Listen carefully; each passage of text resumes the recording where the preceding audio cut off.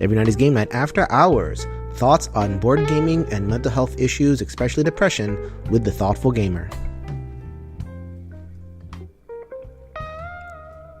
Yo, my peoples, what's up? Welcome to the lounge. This is the Every Night is Game Night podcast. This is not a regular episode. We like to do this every once in a while just to mix things up. This isn't in our regular episode count. And we like to give you, different perspectives, maybe not board game related, just kind of stuff in and around our community. So this past week, I was very, very lucky to be invited on the Thoughtful Gamer podcast. Mark Davis put out the call on Twitter to have some guest hosts, and you know me, I love to appear in all sorts of different places. So this time, it's a really important topic. We talk about depression. So I'm a psychotherapist in my real life. I deal with depressed clients all the time. And we had a really, really good discussion about an hour long. I'm going to chop it in half, so to speak, for this episode. In the show notes, I am going to link the full episode. We get into all sorts of stuff. What is depression? How it affects our community? How it affects, geeks and the geek culture in general in a particular way. All sorts of stuff. What I'm going to play for you now is my own kind of personal top 10 list. This is the top 10 things that could help if you as a gamer are a depressed person, how board games play into that. Sometimes board games can kind of not play into that, but for the most part, there are very, very specific things that you can do to help yourself. So I really hope you enjoy this little snippet. Once again, go check out the Thoughtful Gamer podcast for the full cast and all the stuff that he gets into. Really, really good podcast. So hope you enjoy.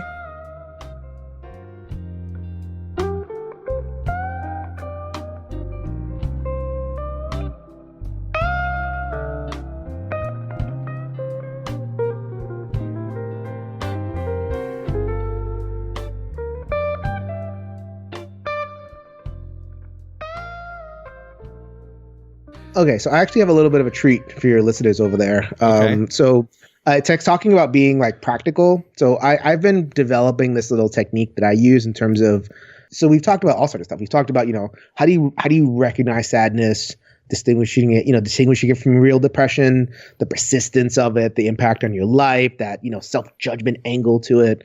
We talked about, how it can happen and online groups and all sorts of different areas. And then how do you treat it? So this is something like a little technique that I've used in terms of people who are saying, okay, I'm depressed. What do I do now? So I call them the 10 brain food groups. So a lot of times when we're depressed, it's us feeding ourselves negative thinking, right? We either get it from the external, we get it from our, negative influences in our lives, or we're giving it to ourselves. Like we're convincing ourselves we're bad with this, with that. I encourage my clients in terms of okay, what do I do now? Okay, I give them a list of 10 things and okay, pick one mm-hmm. and pursue that. And I'll actually kind of link it to something that you said in a minute. The thing will kind of come up. And I wanted to tie it to board games because we're at a board game podcast. So sure. I wanted to kind of talk about it in terms of okay, how applicable is it? There's 2 food groups that board games just don't help at all. One, physical activity. So, getting out there, jogging, joining a gym, sometimes that's a depression thing in and of itself because you buy it and you don't go. But any physical activity counts, like a 7-minute workout on your app counts or, something.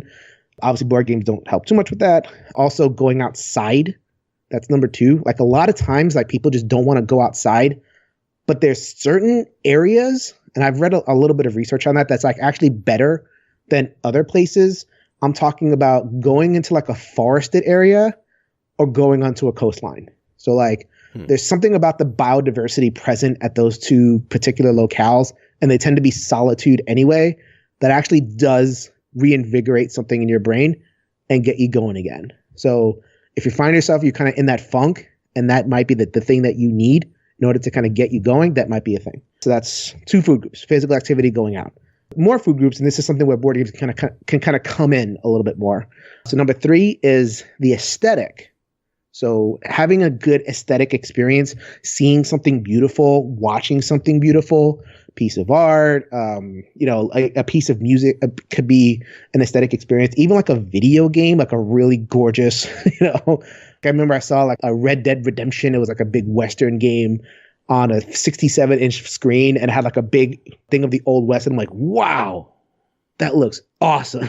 And I just had a moment, and it lifted my mood just to see that. It was just like, even something like that. And, a good board game could do that. Like a really, really well made, beautiful, like, good components and all that kind of stuff can really kind of give you that little pop that you need to get going. So number 4 is the one that I thought of when you mentioned the thing about podcasting. Mm-hmm. So creating, just any creation, like if you make something, if you cook, if you write in a journal, if you make origami, if you knit, if you any kind of thing where you put something out in the world that didn't exist before, that actually is good brain food. So a lot of times we get stuck with a certain kind of creation, like we get blocked in it. Well, then create something else, and that might unlock you and give your brain that little food to keep going. So when I heard the advice about do a podcast or start talking or create another way, I really resonated with that.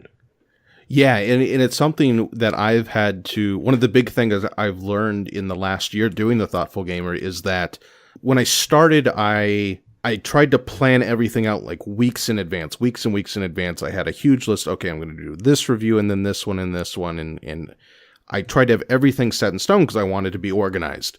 And then when I would get stuck on that first article, that first review, and I'm trying to force myself to get it done, it just doesn't work. It's the negative feedback loop, right? You can't get something done and you feel bad about it, which makes it less likely that you're able to get something done. And one of the things I've had to learn is that I just need to write whatever article I can write at that moment. And so I've deliberately not made a lot of commitments to promise people of, okay, I'm going to have this review out by this time, because I know that's extra pressure. And that's just how I have to operate right now till I get into a better groove.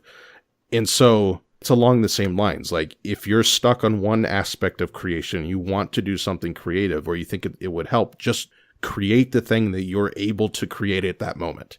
Right. That's it's the positive momentum. Yeah, and it could be anything. It could be complete, utter nonsense. Like, you talk, any famous writer like Stephen King will say, how could you write a book a year? It's like, well, I just write one page at a time, and if it's crap, it's crap. And, sometimes I'll just write a novel and throw it in the back of my car and publish it 55 years later. Right. Because he needed it just to keep going. Especially a guy like, Stephen King, because his thoughts can get pretty dark. So I think by creating, he actually kind of, in a weird way, keeps himself alive, keeps himself safe. So that was number 4 is some kind of creation. And obviously in the board game space, creating a podcast, taking pictures, posting on Facebook, like making you literally creating a Facebook post actually counts in some little way. And there's all sorts of ways in which we can kind of participate in that. The 5th one is learning, like education, just like learning something new that you didn't know before. And it might be, again, like you might get stuck in it. Like, you're a student or you're in a training for your job and it's not coming to you. Just like sidestep and learn something stupid, or learn something that is nice, but you never even knew before. So like I have a scientist who's a client, and one of his things that he likes to do is he likes to, I think, study ancient Mesopotamian whatever's. And like, why'd you get into that? It's like, because it's not science. You can pick, like, that could be anything. It's like, well, that's just the thing I got into. So it fed him, it got him going. It got him out of his funks when he would get into his funks. It's just learning something new. And obviously board games can kind of play in that too. Like, when you learn rules, when you learn, that's not perfect, but it's something. And when you're down in the dumps, you don't care what it is. You just want something to kind of get you going. So it's just kind of a list of things. So now these last this group of 5 really falls into where board games can help, like positively give you some help. Oh, awesome. So the first one, and this is maybe kind of obvious, puzzles. So when you go into like a old folks home, Alzheimer's, dementia, there are puzzle books all over the place. Crosswords, Sudokus, word finds, word searches. Puzzles activate centers of the brain that when they're active, like the whole thing is just keep chugging along. When you stop approaching life as a series of like kind of little problems to solve, then you're really kind of in trouble. That's where depression can really sink you. And puzzles don't have to just be those little puzzle books. Like it can, you could rearrange your room. I know people who get depressed and they rearrange their room and they like try to maximize little space and all that kind of stuff. Or like they'll redo their fridge. Like, if you ever have a lot of food in your fridge and you try to figure out how to get everything, and that's a puzzle, right? It's just like real life Tetris. With real life Tetris, like you're moving or something, that all counts. Like, so, I mean, you could really like look at a thing or whatever it is, anything in your life, and just to relate to board games. So how many board games do we play, especially nowadays? These kind of big, involved, complex games aside, the Terraforming Mars, I'm looking at them right now on my game shelf because I love those games. Like, games have just become more puzzly, more involved, more thinky. And some people kind of bemoan that. Maybe we've lost something, but I think it's amazing. And as a therapist, I love, I will throw down, like a little simple abstract strategy game or whatever it is in therapy to get people going, because some people just like that. Not everybody, but it is a thing that people like. I don't know. Have you ever had that experience of like being really happy solving a puzzle presented to you either in a board game or otherwise? I've always framed it in terms of competition, but in some sense, a puzzle is just a competition against an inanimate object instead of another person, like a pure puzzle. And board games obviously combine both. You have the puzzle of the game mechanics and the puzzle of the competition with the other people and their unpredictability. That's the next food group, actually. Oh, is it? Okay. I went to stray too far. But I always, like I said, I grew up in high school, my debate was my thing. It was competitive debate. And in some sense, that's the same way. It's an intellectual puzzle with facts in the world and also against other people. And so board games have really been the big thing that's given me the same kind of feeling that I had when I debated back in high school and in college of, I guess, like overcoming an intellectual challenge in the same way, trying to find the right argument in debate or coming up with something really clever logically. It's the same thing as when you come up, for me at least, when I come up with a new strategy or something that I missed the first time through the game that I'm thinking, I could change my strategy to this route and be a slightly more efficient. All those kinds of puzzle things I love. And I think throughout my life, I've always been happiest when I'm doing that kind of thing, which is why I think I've gravitated towards board games. Yeah. And it's not just a pleasure thing. It's not just like an idle pastime. It really is good brain food. Like if you incorporate puzzling stuff out, it doesn't have to be board games. It just happens to be a really great outlet for it in your life. You will kind of see the long-term effects of it. People who incorporate that kind of thinking in their lives over the long term really do find, good effects. They're able to kind of stay healthy longer. They're mentally sharp a little bit longer. So I can't say enough about puzzles, but there's more food groups to go. You mentioned the other one, which is competition. I think, we think of competition as in this kind of like negative light where it's like, oh, we should really kind of get along. And, I don't want to be versus me and I'm already socially isolated. Why do I have to adopt that mindset? But there is a healthy spirit of competition, and it could be in a sport. It could be, like if you're really depressed, you don't feel like doing anything, like just logging on and trying to beat a high score that someone's put on an online game, that actually could get you going, or you're playing your video game or you're playing whatever, and you see that there's a thing to achieve. Talk about like achievements. Right. In a game, it's like, okay, I'm just going to finish this. I'm going to find all 150 pigeons in Grand Theft Auto and shoot them all. Which I did. I'm not ashamed to admit it. Or just like, I think of like, it doesn't have to just be video games or like, sports or anything like that. You were saying before, like, there's a competition inherent in like anything good. Like, you can even do, the prettiest recipe. Like I see Pinterest and they'll have these like little challenge things or show me your recipes. It's kind of like this thing of like, oh, you use this, I use this and everything. Or like, show Instagram, show us your prettiest photo or whatever it is. And like, it doesn't have to be a stigmatizing thing. Like you just, people just enjoy being challenged like that. And that can also give you that little bit of boost too, to get you out of that depressive state. So like, yeah, those kind of like flow together. A third food group that is good for in terms of the board game world is narrative. Like stories. Like I can't tell you how many people who've been so depressed and the only thing they can do is finish off that last season of Breaking Bad or that story or whatever it is. like that kind of gets them going. And like you might laugh at this, but I actually use Rory story cubes in therapy just for this part of it. Like when you can't think, when everything's a fog, and you just see those dice, and you encourage people to like tell a story off of the shapes, that it gets around that fog. It hits your imagination, and it starts to like get you out, like, because all you want is to get out. All you want is to get out of that fog, and the fog is made up of your rational thinking. So how do you get past rational thinking? You get past it with, emotional thinking, quote unquote. If you get past by the imagination, like other parts of your brain, and stories do that better than a lot of things. So like, I think modern board games are getting a lot better at this.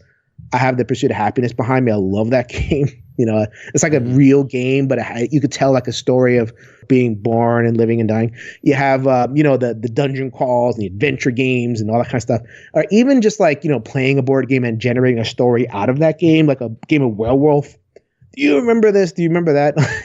Or even I can't stand Werewolf. I think that's a terrible game, but people love it, and right. They just remember, they're able to craft the narrative, because the narrative is you can tell the narrative or tell a story in a way where it just completely excludes your present reality, and you could put yourself in that new narrative, and it just creates enough of that leverage to kind of distance yourself, if that makes sense. Oh, I know. Yeah. I was about to ask, like, is there something psychologically different from specifically reading a narrative as opposed to reading something else? So any, X nonfiction. There is a definite difference between like fiction and nonfiction. And it's the separation. It's putting yourself, it's like the empathetic aspect of it, of putting yourself into someone else's shoes. There's a personal investment. There's a personal connection. There's, a lot of the best stories are told in that first person narrative or whatever it is. Or like you're playing like, one of the big old adventure games, and you kind of imagine yourself as the person on the seventh continent, or the person on, whatever. And yes, there is a way in which, because the thing is, you don't get away from yourself totally. You stretch yourself. Like you're including aspects of yourself that may be lost in the fog, but you've rediscovered again. So you feel like a dead weight, a lump, a waste, or whatever it is. Now you're in the story. All of a sudden, you're a problem solver in the story. So you do that, like it hits that personal, like you were saying before, in a way where a nonfiction thing doesn't. And I think it's a different thing. Like in a nonfiction thing, hopefully you're learning, and that's a different way in which you can kind of lift yourself out of stuff. But when the learning fails, which it really does a lot too often, telling a good story can really kind of get you going. And I use that phrase a lot, get you going. Like that's what this is. This is just like food. This is 10 little bits of lumbus bread. I just heard your review of Hunt the River, so I have lumbus bread in my head. Well, yeah, because it's like we talked about before, depression's often this kind of self-reinforcing cycle in your own mind. If you imagine that as like a circle going around and around, you have to find something to break out of that pattern. Right. Is that accurate? Is that what you mean when you say get you going? It's all about breaking patterns. Yeah. It's all about breaking the old patterns, maybe even setting new patterns, or just going back to the old patterns, but in new ways. Like, yes, depression is patterns, and getting out of depression is breaking that pattern in some way and reforming it so it works better for you. Yes. Thank you for it. Take 55 minutes to get to that, but okay. So I got two more for you. Okay. So the next way in which board games can help depression is that social interaction. There is something about, like, I think that I've heard Jeff Engelstein on the Ludology podcast call the board game the magic circle, where you enter a world where it's different, like the rules are different, like the modes of interaction are different. There's ways in which, there's things that are accepted and not accepted, like don't move my piece for me or whatever. Yeah, we call it the bubble in our group, the board game bubble. Yeah. But the thing is, within that bubble, you're not the weak person. You're not the crappy person. You are a respected and capable opponent to a person. Or if you're playing co-op game, you're a partner in whatever you're accomplishing. You're adopting some kind of identity, and you're using faculties that you wouldn't normally use in that bubble. So it creates that social interaction where maybe in like your real life, the social interactions are negative. You're this, you're that, or whatever it is. When you're playing a board game and everybody's kind of in it, and the people are respecting the bubble or the circle or whatever you want to call it, it's awesome. It's and when you're in any kind of genuine social interaction where there's no judgment, or at least the judgment's good, like, hey, you're a good person, or hey, you're a capable opponent, or hey, I respect, your moves, or hey, I respect the fact that we're playing against each other and I'm having fun because you're there. I can't have this fun without you. Like, all of these things, like, they sound so corny, but when you're depressed, that is like, that lands. Like, it's great. It's like awesome. It's like, okay, for this hour, or if I'm playing, depending on the board game that I'm playing, I'm engaged in a social activity. It doesn't even have to be like a light game, like a light party, quote unquote, social game. Like, it could be any kind of game where you're just like, there's people around the table and they're interacting with you, Sure. And yeah. once the circle is broken, whatever. But you might be able to kind of take something from that experience. You might be able to say, okay, wow, that felt really good. I feel like a person again. Mm-hmm. And it was a weird way to kind of accomplish that. I won't say weird, an offbeat way to accomplish that. But yeah, totally. That is food. That, if you're feeling depressed, just go. And you don't have to say anything. Just go to a meetup, play some games, and that's it. You don't have to, hopefully your meetup is kind of friendly enough where they kind of just accept you, and I've been to a bunch of meetups, and every single time I show up and like, hey, do you have a room? Boom, done. I'm playing a game now. Yeah. And that's, I really feel like that helps, and so like in the wider world as well, like I just saw a client today who was like, oh, I was really depressed, and then my cousin stopped by, and my cousin took me to the gym, and everything turned around from there. It's like, well, yeah, because finally someone stopped by and like cared for you, and that just it's magic. And I love the fact that board games can be a real conduit to that. Have you kind of experienced that? Like, I know, like, in terms of like when I heard your whole thing on depression, you talked about like sometimes you don't want to play, and it's like, you just doesn't feel like it. What is your experience with all that? Well, I'm glad you brought up that. I'm just realizing this is a pet peeve of mine, of that, like, every game is a social game. Right? We have this category of social games. But one of the great things about board games is that you could theoretically sit down and play a board game with someone and never speak to them, but have a great social experience just through the interaction within the game itself. It's a form of communication. You're communicating in terms of strategy, but you are doing something, they're responding to you in some way, and it's a form of communicating within the game. And I think that's so cool, because sometimes, I don't want to sit around and talk with people or play, or sit around and laugh a lot and play these, social games. I want to sit down and think about a heavier game. I want to sit down in front of, like you said, Scythe or something like that. And I think that's a wonderful aspect of board games. On the idea of just getting out there and doing it, I think that's something that's so important for people who have a friend or have a spouse or someone who's struggling with depression, is that, you don't want to like force them around to do things, but just saying, hey, let's go do this, being spontaneous and just trying to gently encourage that person to go do something with you, even if it's something minor. Like, that can help so much. Even if they end up saying no, like, you're gonna get a yes eventually, at some point. But that can help so much with a person who's having a really hard time, is just showing up, hey, let's go take a walk or go to the board game cafe, or let's pull out this game or something like that. Just for the social part of it, like when you're depressed, I mean, we talked about before, it affects your life. Like, you radically socially isolate depending on the severity of your depression. Board games are a nice kind of trick to cut out a lot of the garbage that you're trying to avoid and get a little bit of a genuine social experience, and that might be enough to break your pattern. And I'm going to say it again, get you going. Yeah. And it also highlights the importance, if you are at a meetup, of just welcoming people into playing the game with you. Like, you hear a lot of really horrible stories of really awful people at game stores or whatever. It's always important to just think of, okay, I'm going to this meetup to play some games. Let's make an effort to be more welcoming.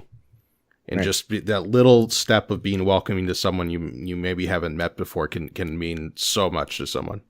And then the last thing, just to round it all out, the last bit of brain food that can help you out, is just plain old laughter. like just laughter.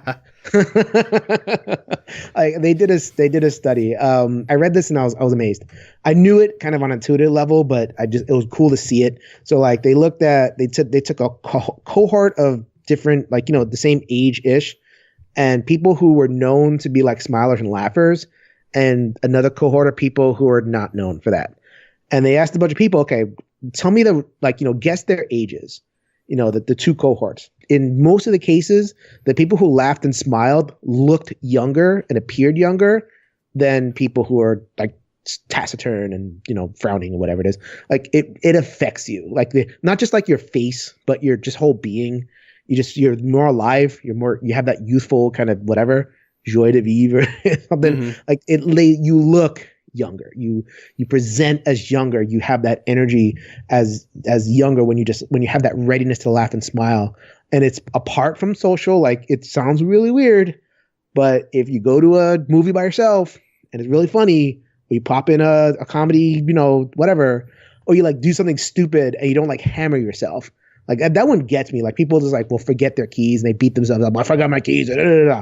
Just laugh, it's funny. Or you do something like kind of silly at work or whatever it is, just laugh. That can break the spell. Depressed people don't know to do that. It becomes all about the self-judgment. But if you just laugh it off and like physically laugh, like you have to get into it. People, you can't be just like, you got, like, come on, man. And I'm a laughy person just to begin with, so I'm big into this one. Again, it breaks your pattern. Your pattern is to give you that negative self-judgment. The pattern is to think of yourself as weak and stupid and slow and da-da-da-da-da. Break that pattern just by laughing at yourself. No judgment, no nothing. Just you did something stupid, or you just feel like popping in a DVD of something funny. Just laugh your whatever's off and have a good time. That is good food as well. And I don't think I need to point out how board games involve laughing. If I do, then you haven't played board games. I was just writing about on today's post about 1812. Have you played that game? I'm not an 18XX nothing. No. It's not an 18XX game. It's about the War of 1812. Okay. From Academy Games. It's just this war game with blocks and dice and stuff, and you wouldn't think it'd be funny. But the first time I played it, I was cracking up because never in my life have I seen a board game in which your troops run away from battle so much. You roll the dice and it's like, well, half of them ran away. What am I going to do now? Like, you find board games are great. You find really unexpected things to laugh at outside of games where you would expect to be laughing, although those are great too. Mm-hmm. Yeah, it doesn't even have to be like, the party, social, whatever games. Like, any game can have like little funny moments or whatever it is. Any game can have like a bad beat or, a dice roll doesn't go your way. And like that stuff is it's just baked into the experience. If you're not engaging, it's a game. Like, we're playing games. Mm-hmm.